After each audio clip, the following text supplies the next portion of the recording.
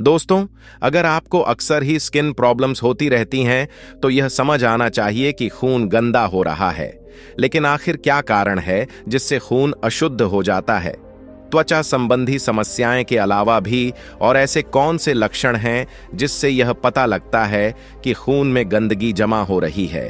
क्या खाएं क्या ना खाएं ताकि खून प्राकृतिक रूप से शुद्ध हो सके? दोस्तों, आयुर्वेद में रक्त शोधन यानी ब्लड को प्यूरिफाई करने पर बहुत विस्तार से बात हुई है। आयुर्वेद की उन्हीं संहिताओं में से बात करेंगे 3 तरीकों की, जो न सिर्फ असरदार है बल्कि करने में भी आसान है। इन तीनों में से अगर आपने एक भी कर लिया तो आपका ब्लड कुछ ही दिनों में नेचुरली ही प्यूरिफाई हो जाएगा। आइए तो फिर बिना किसी देरी के इस महत्वपूर्ण वीडियो को शुरू करते हैं। दोस्तों, एक बार एक गुरु अपने आश्रम में कुछ शिष्यों को खून को शुद्ध करने के बारे में बताते हुए कह रहे थे कि बेटा, खून को साफ रखना बहुत जरूरी है। बेटा, जैसे डिलीवरी बॉय के एरिया में रोड खराब हो, जगह जगह पर खड्डे हो, तो जाहिर है कि वह अपने काम को कुशलता पूर्वक अंजाम नहीं दे पाएंगे। इस वजह से वह पहुंचने में लेट होगा, जिससे उसे अपने कस्टमर से अच्छी रेटिंग भी नहीं मिलेगी। बस ऐसा ही कुछ आपके खून के साथ होता है, क्योंकि खून भी एक डिलीवरी बॉय है। ये हमारा खून ही है जो शरीर के सभी अंगों तक ऑक्सीजन, हार्मोन्स, विटामिन्स, मिनरल्स और बाकी न्यूट्रिएंट्स की डिलीवरी करता है। लेकिन कुछ कारकों की वजह से जब खून गंदा होने लगता है, मतलब उसमें टॉक्सिन्स बनने लगते हैं, तो ये टॉक्सिन्स ब्लड की रोड पर खड्डे की तरह काम करते हैं। खून गंदा हो तो ब्लड ऑन ऑर्गन्स तक न्यूट्रिएंट्स की डिलीवरी कुशलता पूर्वक नहीं कर पाता। अब आप सोचो, किसी भी ऑर्गन तक अगर खून ठीक से ना पहुंचे या ऐसा खून पहुंचे जिसमें टॉक्सिन्स हैं, तो क्या होगा? वही ऑर्गन में प्रॉब्लम आने लग जाएगी। इसीलिए यह बहुत जरूरी है कि टाइम रहते ही खून को साफ कर लिया जाए। लेकिन सवाल तो यही है कि कैसे पता चले कि हमारा खून गंदा हो रहा है? बेटा, हमारी बॉडी ना सिर्फ बड़ी बुद्धिमान है बल्कि हमारी दोस्त भी है। अगर ध्यान दें तो कुछ स्पष्ट लक्षण देखने को मिलते हैं जब खून गंदा होता है।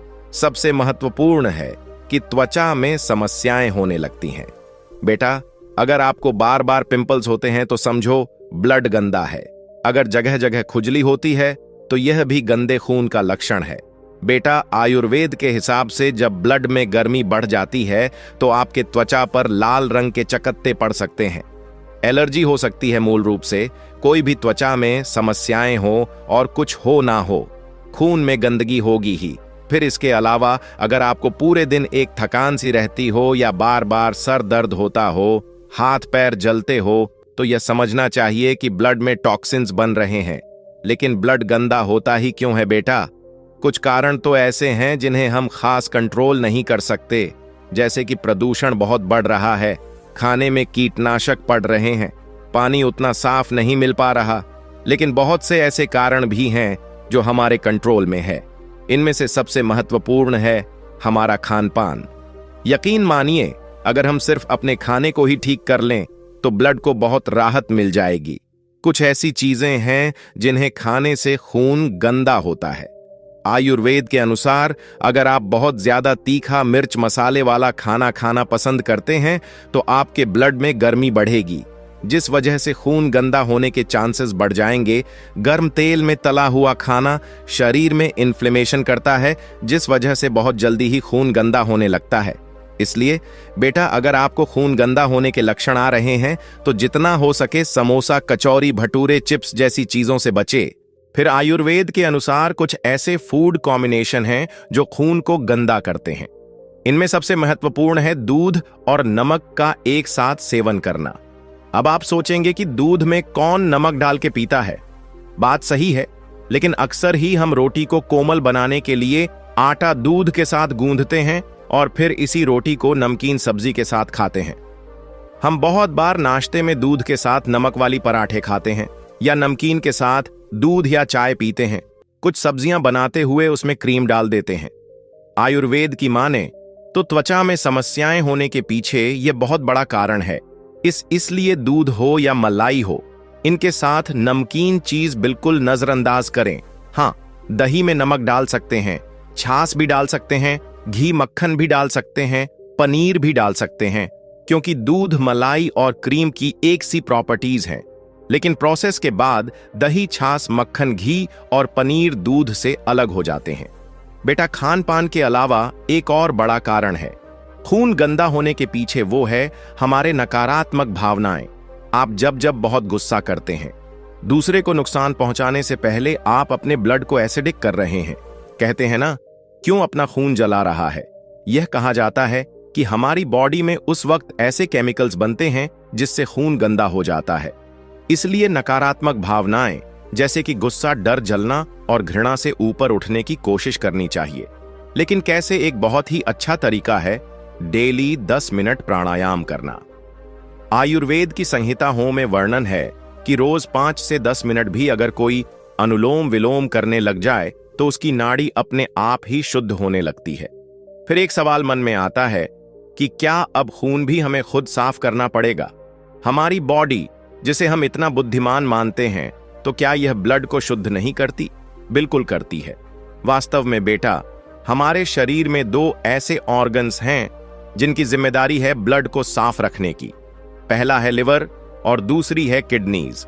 हमारी बॉडी में जो भी टॉक्सिन्स प्रवेश होते हैं, फिर वो चाहे प्रदूषण से हो, खाने से हो या नकारात्मक भावनाएं से, अंदर ही बने लिवर उन्हें चयापचय करके हानिरहित कर देता है। दोस्तों, लिवर खून में जो भी हानिकारक पदार्थ का टूट फूट कर देता है, वो किडनी के जरिए मूत्र के रूप में बाहर निकलते हैं।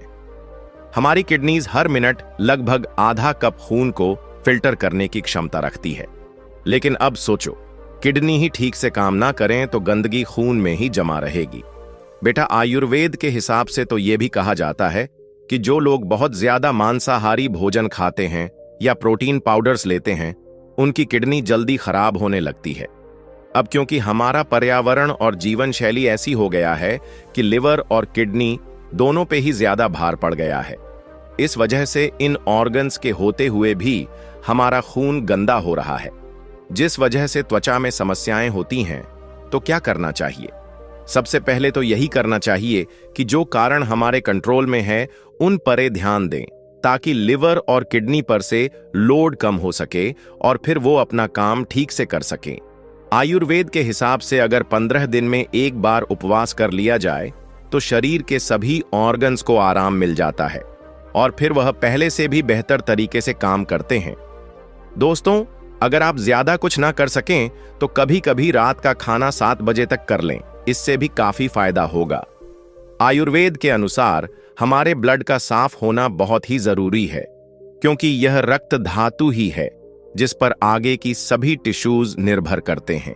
इसीलिए शायद आयुर्वेद में रक्त शोधन पर खूब ध्यान दिया गया है और सटीक तरीके बताए गए हैं जिससे आप घर पर खून को साफ कर सकते हैं। बेटा, मैं इन्हीं तरीकों के बारे में मैं आपको अब बताने वाला हूं। ये 3 तरीके जो न सिर्फ करने में आसान है बल्कि बहुत असरदार भी हैं। इसके बाद गुरु सबसे पहला तरीका बताते हुए कहते हैं कि बेटा, नीम के पत्ते। बेटा, नीम खून को साफ करने के लिए सबसे असरदार औषधि में से एक है नीम, क्योंकि कड़वा होता है। यह ब्लड में मौजूद विषैले तत्वों को बेअसर कर देता है। आज के टाइम में नीम को मुंहासे हटाने के लिए सबसे असरदार मान रहे हैं, इसीलिए तो नीम फेस वॉश इतने पॉपुलर हो रहे हैं। बेटा, नीम में 140 से भी ज्यादा एक्टिव कंपाउंड्स होते हैं, जिस वजह से ये antibacterial, anti fungal, anti cancer, आप ये समझ लो टॉक्सिन्स के लिए तो नीम हर तरह से एंटी है। हमारे पूर्वजों को नीम के फायदों के बारे में जानकारी थी, इसीलिए तो उन्होंने इस बात का ध्यान दिया कि नीम के पेड़ जगह जगह लगाए जाएं। नीम का पेड़ जहां होता है वहां आसपास की हवा अपने आप ही शुद्ध होने लगती है। इतना असरदार है, आपके घर के आसपास नीम का पेड़ देखने को मिल जाएगा। उसके 4-5 पत्ते तोड़ो और चबा लो, महीने में 5 दिन लगातार कर लो, खून साफ हो जाएगा, और वो भी फ्री में। अगर आपको किसी कारण नीम के फ्रेश पत्ते न मिले तो मार्केट में आजकल नीम जूस भी मिलता है, वो पी सकते हैं, या फिर नीम का पाउडर ले सकते हैं, जिसका लिंक मैं आपको डिस्क्रिप्शन में दे दूंगा। बेटा, महीने में कोई 5 दिन सुबह उठकर ब्रेकफास्ट करने से 1 घंटा पहले ले लो। पत्ते हैं तो सीधे चबा लो और जूस है तो पानी में मिलाकर पी लें। आप हैरान रह जाएंगे, इतना फायदा होगा। वास्तव में नीम एक रक्त शोधक है। इसीलिए तो मार्केट में कोई भी खून साफ करने वाला सिरप ले लो, उसमें नीम होगा ही। रक्त शुद्ध करने वाले सिरप की बात आई है तो यहाँ शायद आप सोच रहे होंगे कि साफी मार्केट में मिलता है क्या? यह सही है। अगर आप साफी की सामग्री को देखें तो यह एक यूनानी पद्धति का फार्मूला है। इसमें नीम के साथ साथ शीशम, चंदन और गुलाब जैसे 25 से भी ज्यादा जड़ी बूटी डाली हुए हैं। अब क्योंकि इसमें ज्यादातर चीजें ठंडी तासीर की हैं, जिससे खून की गर्मी कम होती है, जिस वजह से ये पिंपल्स और बाकी प्रॉब्लम्स में असरदार होता है। जी हाँ, साफी 100% नेचुरल प्रोडक्ट है और आप इसे खून को शुद्ध करने के लिए इस्तेमाल कर सकते हैं। इसका पूरा फायदा लेने के लिए साफी के 2 बड़े चम्मच पानी में मिलाकर नाश्ता से 1 घंटे पहले पी सकते हैं। बेटा, इसे आप 1 महीना लगातार लें और फिर कुछ दिन बंद कर दें। ये डेली लेने वाली चीज नहीं है। इसके बाद गुरु दूसरा तरीका बताते हुए कहते हैं कि बेटा, चुकंदर खून के लिए सबसे हेल्दी है। बेटा, चुकंदर में नाइट्रेट्स होते हैं जो हमारे खून की नाड़ियों में टॉक्सिन्स को खत्म करते हैं। वहीं आयुर्वेद के अनुसार चुकंदर का टेस्ट नेचुरली मीठा और कसैला होता है, जिससे यह खून में हुई गर्मी को कम करता है। जब हम बाहर का तला भुना खाते हैं तो ब्लड एसिडिक हो जाता है और चुकंदर काफी अल्कलाइन होता है। यह न सिर्फ खून को बढ़ाता है बल्कि उसे साफ भी करता है। आप चुकंदर का जूस निकालकर पी सकते हैं। चुकंदर को सलाद के रूप में खा सकते हैं। साउथ इंडिया में चुकंदर की सब्जी भी काफी बनाई जाती है। चुकंदर लिवर के लिए भी टॉनिक का काम करता है। आप चुकंदर को किसी भी रूप में रोज कुछ दिन खाने लग जाएं, खून साफ हो जाएगा और चेहरा लाल होने लगेगा। बेटा, जो लोग रेगुलरली चुकंदर खाते हैं उनका ब्लड प्रेशर भी नॉर्मल रहता है। अब गुरु उन सभी शिष्यों को तीसरा तरीका बताते हुए कहते हैं कि बेटा, तीसरा तरीका है हल्दी वाला दूध। बेटा, हल्दी में करक्यूमिन नाम का एक कंपाउंड होता है जो न सिर्फ खून को शुद्ध करता है बल्कि ये लिवर और किडनी दोनों की ही रिपेयर करता है। और यह तो आप जानते ही हैं कि अगर आपका लिवर और किडनी सही काम कर रहे हैं तो आपको खून साफ करने के लिए ज्यादा परेशान होने की जरूरत नहीं होगी। हल्दी में न सिर्फ एंटीऑक्सीडेंट की मात्रा ज्यादा है बल्कि ये एंटीमाइक्रोबियल्स भी होती है, जिस वजह से ये खून में टॉक्सिन को खत्म कर देती है। इसलिए तो हमारे भारतीय खाने में एक मसाला जरूर डाला जाता है और वो है हल्दी। लेकिन दोस्तों, हल्दी को सब्जी में डालकर खाना एक चीज है, लेकिन जब इसी हल्दी को हम हल्दी वाले दूध के रूप में इस्तेमाल करते हैं तो यह किसी वरदान से कम नहीं है। तो बेटा, मैं अब आपको बताता हूं कि हल्दी वाला दूध बनाना कैसे है। हल्दी वाला दूध बनाने के लिए एक पैन में 1 गिलास दूध डाल दें और इसमें 1/4 चम्मच हल्दी का डाल दें। साथ में बहुत थोड़ी सी काली मिर्च जरूर डालें। ऐसा इसलिए क्योंकि काली मिर्च में पीपरिन नाम का एक कंपाउंड होता है। बेटा, करक्यूमिन के साथ जब पीपरिन को मिलाया गया तो करक्यूमिन की ऑब्जॉर्प्शन 2000 गुना बढ़ गया। तो सोचो बेटा, अगर आप हल्दी वाला दूध पिए बिना काली मिर्च के तो उतना फायदा नहीं होगा। बस दूध में जैसे ही उबाला आ जाए गैस बंद कर दो। आप चाहो तो इसमें धागे वाली मिश्री का पाउडर से मीठा करके पी सकते हो, लेकिन आपको चीनी नहीं डालनी है। उससे बढ़िया तो फीका ही पी लो बेटा। हल्दी वाला दूध पीने का सबसे बढ़िया टाइम है सोने से आधा घंटा पहले। लगातार 15 दिन पी लो, खून साफ हो जाएगा बेटा। खून को साफ करने के लिए यह 3 तरीके न सिर्फ असरदार हैं बल्कि यह करने में भी आसान है। आप चाहें तो तीनों तरीकों को एक साथ आजमा लें। जैसे सुबह खाली पेट 4-5 पत्ते नीम के चबा लिए, दोपहर में खाने से पहले चुकंदर का सलाद, नींबू वगैरह निचोड़कर खा लिया और रात को सोने से पहले हल्दी वाला दूध पी लिया। या आप इनमें से कोई एक भी कर सकते हैं। तो दोस्तों, उम्मीद करता हूं आपको इस वीडियो से जरूर बहुत कुछ सीखने को मिला होगा। ये वीडियो आपको कैसी लगी हमें कमेंट बॉक्स में कमेंट करके जरूर बताएं और इस वीडियो को लाइक भी जरूर करें और साथ ही इस वीडियो को अपने दोस्तों के साथ जरूर शेयर करें ताकि उन्हें भी इस वीडियो से कुछ स्वास्थ्य लाभ मिल सके। ऐसी ही हेल्थ टिप्स और बुद्धा स्टोरी सुनने के लिए हमारे चैनल बुद्धा वाइज वर्ड को सब्सक्राइब करके बेल आइकन को जरूर दबा दे ताकि आने वाली अगली वीडियो की नोटिफिकेशन आपको मिल सके।